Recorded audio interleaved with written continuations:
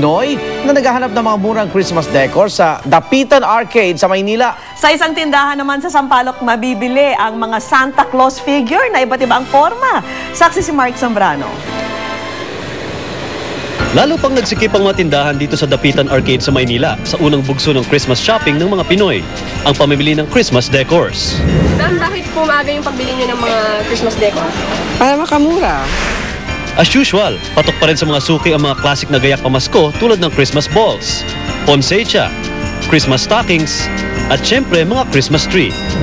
Talagang murang-mura ang paninda dito sa Dapitan Arcade.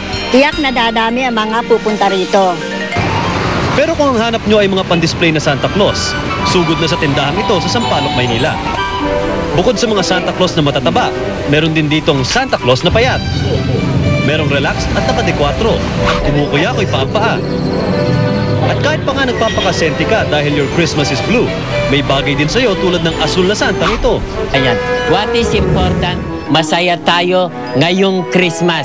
Kami nasisiyahan, nakakapagbigay kami ng kasiyahan sa kapwa natin. And that is the symbol of Santa Claus. Giving. Ako si Mark Zambrano, ang inyong saksi. Susunod na ang rescue at yan ang mga pangyayaring tinutukan yung nag-iisang liga ng katotohanan. Ako naman, Arnold Glavio. Hatid namin ay balitang walang kinikilingan, walang pinoprotektahan, walang kasinungalingan, serbisyong totoo po lamang. Ako po si Vicky Morales. Hanggang bukas, sama-sama tayong magiging saksi.